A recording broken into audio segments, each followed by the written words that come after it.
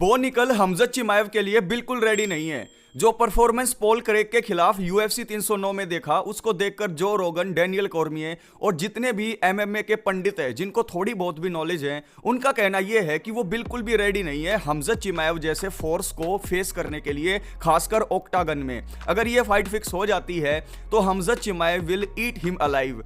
ये आज की वीडियो का पहला टॉपिक होगा। और दूसरा टॉपिक होगा टॉम एस्पिनल के साथ जॉन जोन्स फाइट करने के लिए रेडी हो गए हैं। जॉन जोन्स ने डेना वाइट के साथ मिलकर यह फैसला कर लिया है कि अब वो अपना टाइटल को डिफेंड करेंगे, यूनिफाई करेंगे इंटरिम चैंपियन टॉम एस्पिनल के खिलाफ। टॉम एस्पिनल भी डेना वाइट से मिले और उन्होंने हिंट दिया कि एक सुपर फाइट का अनाउंसमेंट वो काफी जल्दी करने वाले हैं। तो आज की वीडियो आप लोगों के लिए डेडिकेटेड रहेगी 2 राउंड में। पहला राउंड होगा हमजत चिमाएव और बो निकल का कंपैरिजन। क्या बो निकल हमजत चिमाएव के लेवल पर हैं, और अगर इनकी फाइट हो जाती है तो क्या होगा, और पूरा सिनेरियो हम डिस्कस करेंगे इसमें। और साथ साथ हम सेकंड राउंड के अंदर डिस्कस करेंगे कि किस तरीके से जॉन जोन्स और टॉम एस्पिनल की फाइट जाएगी। क्या ये फाइट रियलिटी में होगी, और क्या जॉन जोन्स पहली बार हार जाएंगे टॉम एस्पिनल से। ये सारी बात यूएफसी के फाइट फैंस के माइंड में उठ रही हैं, और आपके भाई ने सोचा क्यों ना एक वीडियो बना दी जाए जिसमें इन 2 सबसे इंपॉर्टेंट टॉपिक्स के बारे में हम बात कर लें। लेकिन आगे बढ़ने से पहले आपको कहना चाहूंगा कि बहुत सारी इंपॉर्टेंट वीडियोस और आने वाली हैं जिनको आप मिस नहीं कर सकते। तो चैनल को सब्सक्राइब जरूर कर लीजिएगा और ये वीडियो को लाइक जरूर कर दीजिएगा, इससे बूस्ट मिलेगा चैनल को। कुछ फाइटर्स ऐसे होते हैं जिनके ऊपर नजर रहती है पूरी दुनिया की, जिनको हाइप ट्रेन कहा जाता है और जिसके ऊपर सभी सवार होना चाहते हैं हाइप ट्रेन में। ऐसे ही एक फाइटर है बो निकल। बो निकल की पेडिग्री है रेसलिंग, और जब भी रेसलिंग की बात आती है तो सबसे पहला नाम हमारे जहन में आता है हमजत चिमाएव का, जो आज के टाइम पर बेस्ट रेसलर है। और भगवान कसम, खुदा ने खास्ता एक ऐसा मौका हो गया है कि एक ही डिवीजन के अंदर 2 बेस्ट रेसलर्स आ गए हैं। एक तो हमजत चिमाएव जो अपने आप को प्रूव कर चुके हैं टाइम टू टाइम।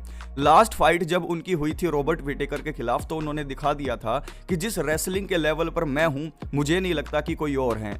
उसी को देखते ही बो निकल ने फाइट देख के ये अनाउंसमेंट किया कि हमजत चिमाएव की रेसलिंग मेरी रेसलिंग के सामने कुछ नहीं है, या हम दोनों की जब फाइट होगी तब मैं दिखा दूंगा कि मैं हमजत चिमाएव को रेसलिंग में भी और स्ट्राइकिंग में भी डोमिनेट करूंगा। अब तारीख आई जजमेंट डे की। बो निकल ने जो जो दावे किए थे उन दावों को पूरा करने की रात आई यूएफसी 309 में, जब पॉल क्रेग के खिलाफ उनकी फाइट हुई। सभी फाइट फैंस ये एक्सपेक्ट कर रहे थे कि जिस तरीके से हमजत चिमाएव अपनी रेसलिंग के दम पर दूसरे अपोनेंट को एकदम से टेक डाउन करके फिनिश कर देते हैं, वही डोमिनेंस देखने को मिलेगा बो निकल के अंदर। और बो निकल भी फिर चैलेंज कर पाएंगे कि हमजत चिमाएव को क्यों, मुझे टाइटल शॉट मिलना चाहिए। लेकिन हुआ इसका उल्टा। बो निकल जैसे ही पॉल क्रेग के साथ गए ऑक्टागन में, ऐसा लग रहा था कि दोनों के दोनों ना कोविड के प्रोटोकॉल को फॉलो कर रहे हैं, एक दूसरे से डिस्टेंस मैनेजमेंट का कोर्स सीखने की कोशिश कर रहे हैं, दूर दूर रह रहे थे, एंगेज नहीं हो रहे थे। और जो रेसलिंग पेडिग्री हमजत चिमाएव की हमें साफ देखने को मिलती है उनके गेम में, वो हमें दिखाई नहीं दी बो निकल के गेम में।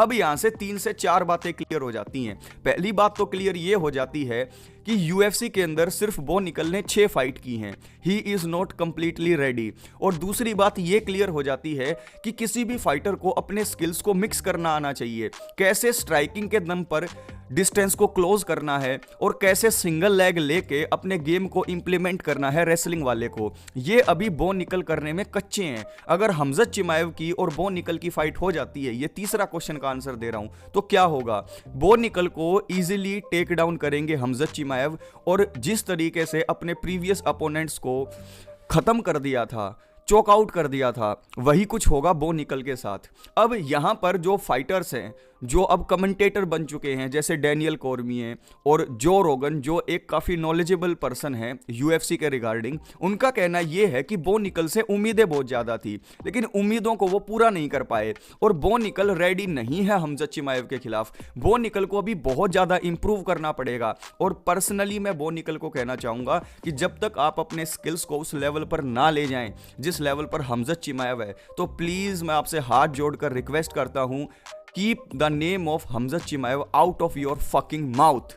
फैंस ने भी बो निकल को काफी ट्रोल करना शुरू कर दिया है। आप ऑनलाइन ट्रोलिंग देखें या फिर यूएफसी के फाइटर्स के ट्वीट देखें तो सबने बो निकल को ओवररेटेड बता दिया है। सबका कहना यह है कि दुकान पकौड़ों की और बातें करोड़ों की, ये वाला मामला है। लेकिन बो निकल अपनी नेक्स्ट फाइट में इन सब चीजों को चेंज कर सकते हैं। नेक्स्ट फाइट के अंदर भी अगर उन्होंने सेम लैक लस्टर परफॉर्मेंस दिया तो ये जो हाइप ट्रेन है इसकी चेन खिंच जाएगी और देर नहीं लगेगी इस हाइप ट्रेन को डिरेल होने में।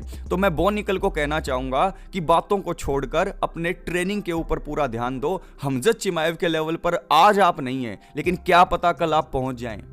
जॉन जोन्स ने यूएफसी में हैवीवेट डिवीजन में अपनी बेल्ट को डिफेंड करके हिस्ट्री क्रिएट कर दी। वो यंगेस्ट चैंपियन तो थे ही, लेकिन एक ऐसा रिकॉर्ड उनके नाम हो गया जिसको कोई भी चैंपियन नहीं तोड़ पाएगा। 16 टाइटल फाइट के अंदर विक्ट्री। कोई भी ऐसा चैंपियन नहीं है जिसने एक नहीं, दो नहीं, पूरी 16 टाइटल फाइट जीती हो यूएफसी के अंदर, और वो भी 3 जनरेशन के अंदर। जॉन जोन्स ने 3 जनरेशन के फाइटर्स को हराकर ये प्रूव कर दिया कि वो ग्रेटेस्ट ऑफ ऑल टाइम है। और ऐसा ही कहते हैं जॉन जोन्स के सबसे बड़े फैन डेना वाइट, जो कि यूएफसी के प्रेसिडेंट है। लेकिन जॉन जोन्स और एलेक्स परेरा की जो सुपर फाइट है वो बिल्कुल नहीं होगी, ये क्लियर कर दिया डेना वाइट ने। और ऐसा करना जरूरी भी था, क्योंकि डेना वाइट के हिसाब से टॉम एस्पिनल डिजर्व करते हैं टाइटल के लिए फाइट करना। और ऐसा ही सोचना है यूएफसी फैंस का भी, मेरा भी और आपका भी। कमेंट करके बताइएगा, ठीक कह रहा हूं ना। जॉन जोन्स ने हिंट दिया था कि वो फाइट नहीं करना चाहते टॉम एस्पिनल के खिलाफ, लेकिन उसके पीछे रीजन था कि वो अपने कॉन्ट्रैक्ट को चाहते थे कि चेंज हो जाए, उनके कॉन्ट्रैक्ट को चेंज करके थोड़ा बढ़ा दिया जाए और उनको एक ऐसा कॉन्ट्रैक्ट दिया जाए जिसको वो मना ना कर पाए। ऐसा ही करने का काम किया है डेना वाइट ने। डेना वाइट की तरफ से पता लग रहा है कि उन्होंने जॉन जोन्स को मना लिया है, वो उनको ऐसा ऑफर देंगे जिसको वो मना नहीं कर पाएंगे। और जॉन जोन्स ने जैसे अपने पोस्ट फाइट इंटरव्यू में कहा था कि मैं फैंस को वो फाइट देने वाला हूं जो वो देखना चाहते हैं। और फाइट फैंस कौन सी फाइट देखना चाहते हैं? वो देखना चाहते हैं जॉन जोन्स एक अपकमर फाइटर के खिलाफ फाइट करें जो उनसे यंग है और जो उनसे वजन में ज़्यादा है, लगभग 30 पाउंड ज़्यादा है।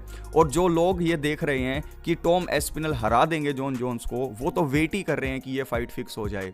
तो यहाँ पर जॉन जोन्स और टॉम एस्पिनल की फाइट फिक्स हो सकती है। टॉम एस्पिनल ने भी ये बात कही है कि डेना वाइट से उनकी बात हो गई है और काफ़ी जल्दी टॉम एस्पिनल एक सुपर फाइट की अनाउंसमेंट करेंगे और वो सुपर फाइट की अनाउंसमेंट होगी जॉन जोन्स के साथ। सरप्राइज मत होना। अब बात खड़ी ये हो जाएगी कि क्या जॉन जोन्स, जिन्होंने स्टीपे मियोचिच को डोमिनेट करके साफ कर दिया हु इज़ द बेस्ट, क्या वो सेम काम टॉम एस्पिनल के खिलाफ भी कर पाएंगे? देखिए, जॉन जोन्स का आईक्यू है बहुत ज़्यादा। लोगों का कहना यह था कि स्टीपे मियोचिच स्लो दिखाई दे रहे थे, लेकिन वो शुरुआत से ही स्लो नहीं थे, उनको स्लो किया गया। और वो स्लो हुए किस वजह से? बॉडी शॉट की वजह से। जो किक्स और जो स्ट्राइक लैंड कर रहे थे जॉन जोन्स, वो लैंड कर रहे थे स्टीपे मियोचिच की बॉडी पर। और जब स्टीपे मियोचिच की बॉडी पर और उनकी रिब्स के ऊपर जब लैंड हुए स्ट्राइक्स, तो वहां पर उन्होंने हथियार डाल दिए। ये जॉन जोन्स के फाइट आईक्यू का कमाल है। नहीं तो फाइट के अंदर जॉन जोन्स ने जो सिस्टमेटिकली ब्रेक डाउन किया स्टीपे मियोचिच का, वो आज तक नहीं हुआ था।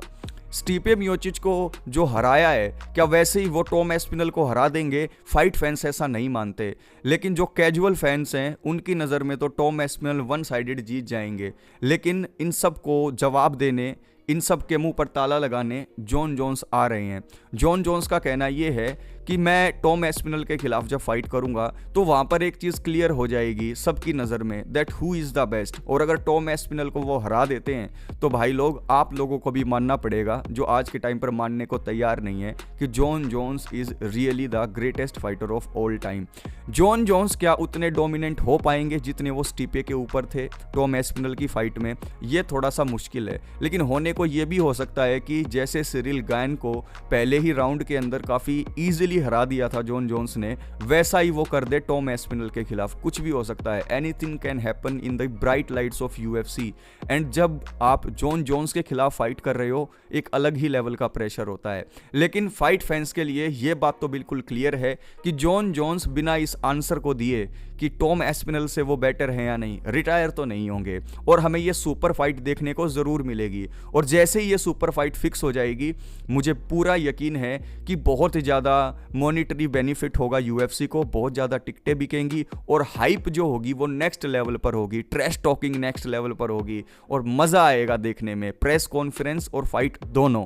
आपके हिसाब से जॉन जोन्स और टॉम एस्पिनल में से कौन जीत सकता है, और क्या आपको लगता है कि टॉम एस्पिनल सेम लेवल पर है जॉन जोन्स के? तो आज इस वीडियो में हमने दो इंपॉर्टेंट टॉपिक्स को डिस्कस किया। पहला, बो निकल और हमजत चिमाएव क्या दोनों सेम लेवल पर हैं, और अगर इनकी फाइट फिक्स हो जाती है तो क्या होगा और बो निकल को इंप्रूव करना चाहिए। और सेकंड में हमने डिस्कस किया कि जॉन जोन्स और टॉम एस्पिनल की फाइट हो सकती है क्या, और जब ये फाइट होगी तो क्या क्या स्टेक पर होगा। अगर आपको ये वीडियो पसंद आई हो तो वीडियो को लाइक ज़रूर करना है, दोस्तों तक शेयर ज़रूर करना है, और ऐसी अमेजिंग वीडियोस आती रहेंगी तो सब्सक्राइब करना तो बनता है। टेक केयर, ख्याल रखें।